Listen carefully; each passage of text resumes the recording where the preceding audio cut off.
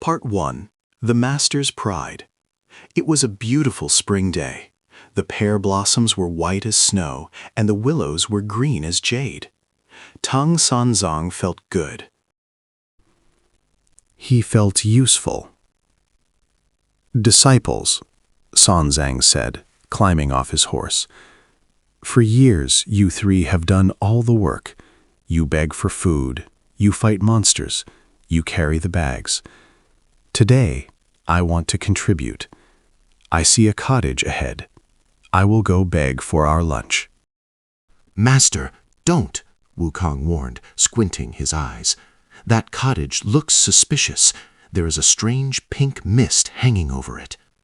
"You are too paranoid," Sanzang waved him off. "It is just a farmhouse. Wait here." Sanzang took his begging bowl and walked to the cottage. He peeked through the window.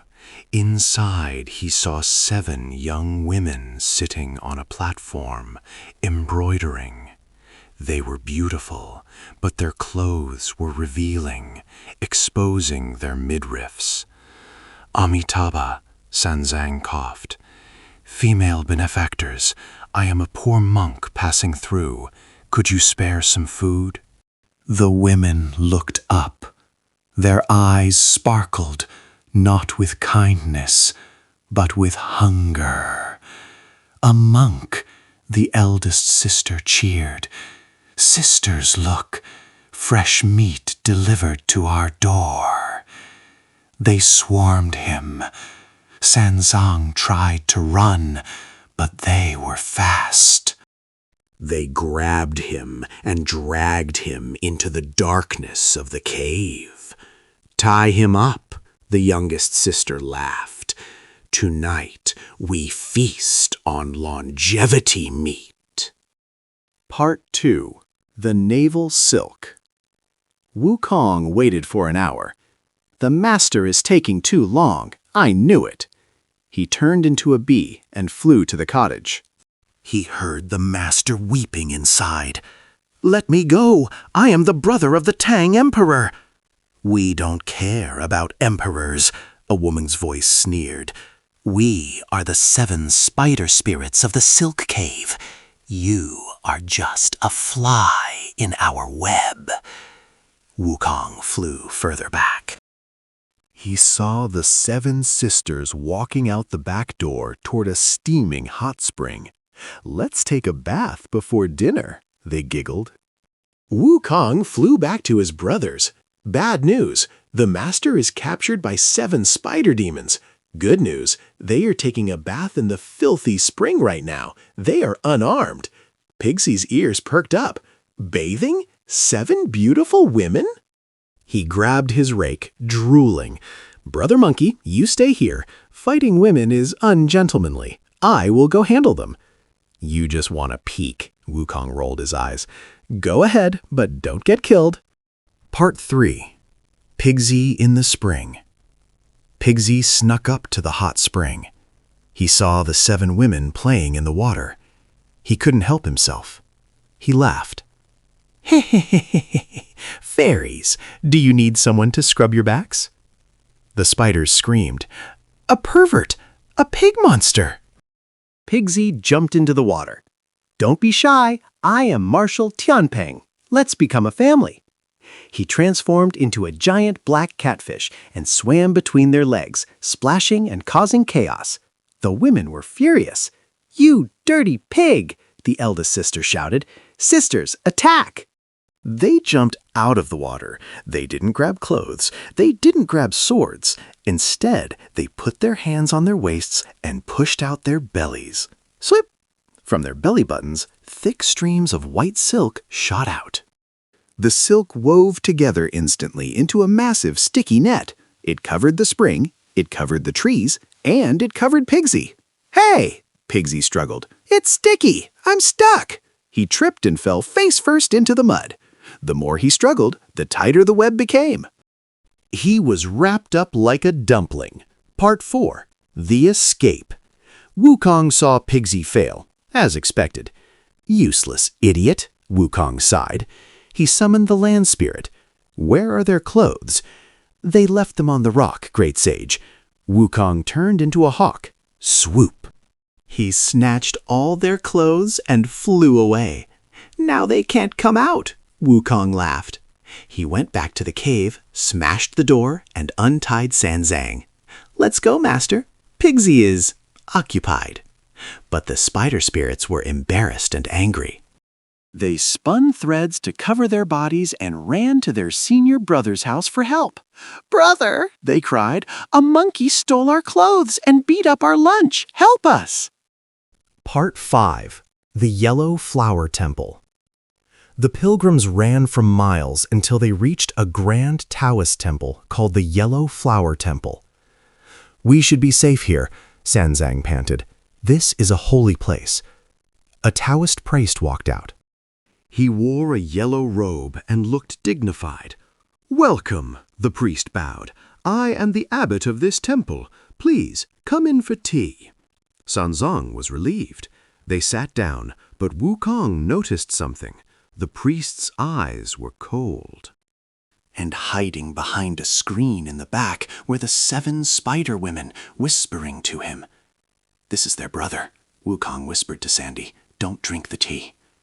The priest brought out a tray of red dates tea. "Please," the priest smiled. "This is our specialty." Sanzang lifted the cup. "Stop!" Wukong shouted. "Master, look at the tea!" Wukong pointed. The steam rising from the tea wasn't white. It was purple. "It's poison," Wukong declared. The priest's smile vanished. "You have sharp eyes, monkey." He smashed the cup on the floor. "Sisters, block the doors!" Part 6. The 100-Eyed Demon Lord. The priest ripped off his yellow robe. "You bullied my sisters. Today, you die." He wasn't wearing a shirt underneath. His chest and ribs were bare. But he didn't have nipples or skin. On his torso, he had 1,000 eyes. "Look at me!" the demon shouted. All 1,000 eyes opened at once. Flash! Blinding golden light shot out from his ribs. It wasn't just light, it was a physical cage of energy. It formed a dome of golden light over the temple. Wukong tried to fight, but the light disoriented him. It was like being inside a laser grid. "My eyes!" Wukong cried. The light burned his sensitive eyes. He tried to somersault out, but the top of the dome was sealed, soft and sticky. He banged his head against the ceiling of light. "It's no use," the demon laughed. "This is my 1,000-ray golden light formation. Even a god cannot escape." Wukong was desperate. He turned into a pangolin, a digging anteater. He dug into the earth. The light didn't reach underground. He tunneled out of the temple and popped up miles away, safe but shaken. "My head is spinning," Wukong gasped.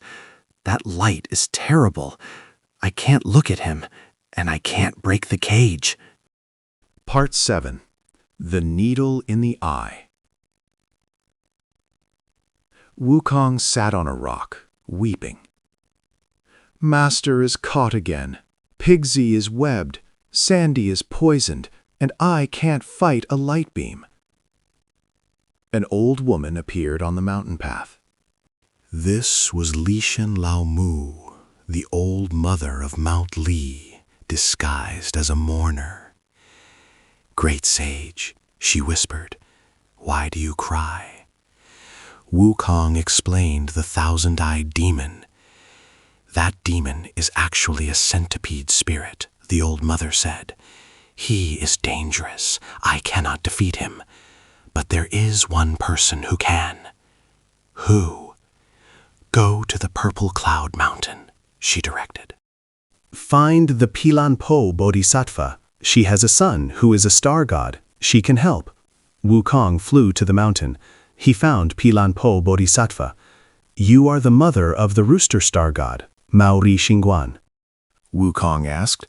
"Your son helped me kill the scorpion." "Yes," Pilanpo nodded. "My son is the rooster. I am the hen. We are the natural predators of insects." "Can you kill a centipede with 1,000 eyes?" I don't need to kill him, she smiled. I just need to break his light. I have a tool. She pulled out a tiny, thin embroidery needle. A needle? Wukong was skeptical. His light covers the sky. Watch. Part 8. The Thread of Fate. They returned to the Yellow Flower Temple. The centipede demon was celebrating, preparing to boil Sanzang. Who is there? The demon saw Wukong. You back for more. He ripped off his shirt again. Flash! The 1,000 eyes opened. The golden light shot out. Pilanpo Bodhisattva threw the needle into the air. It wasn't just a needle. It was a needle made of pure sunlight steel. It multiplied into 1,000 needles. They flew straight into the 1,000 eyes on the demon's chest. Pop, pop, pop. Ah! The demon screamed. The golden light shattered like glass. He covered his bleeding chest. My eyes! My eyes! Wukong charged in with his staff. Now you're blind. The demon tried to run, but he stumbled. He transformed into his true form, a giant 7-foot centipede. Pilanpo threw a basket over him. The centipede curled up, defeated. Part 9. The End of the Spiders. Wukong ran into the kitchen. He found the 7 spider spirits trying to cook the master. Your brother is finished, Wukong shouted. The spiders hissed and shot webs at him. Pigsy, wake up! Wukong kicked the sleeping, web-covered pig in the corner. Pigsy woke up. He saw the spiders. He remembered the humiliation in the bath. You witches! Pigsy roared. You trapped me in silk. Now I'll trap you in death. He swung his rake. It was a massacre. The 7 spiders were crushed. They poured the antidote down Sanzang's throat to cure the poison tea. They burned the temple to the ground. Pilanpo Bodhisattva took the centipede away to be her guard dog. That was disgusting, Sandy shuddered, stepping over the dead spiders. Bugs are the worst. At least the food was just dates, Pigsy sighed. I'm still hungry. Wukong looked at the horizon. The mountains were getting taller. The air was getting thinner. Master, Wukong said, that mountain ahead, it touches the sky. It looks like a fortress. Sanzang looked up. It looks terrifying. What is it? Lion Camel Ridge, Wukong said grimly. The most dangerous place on Earth.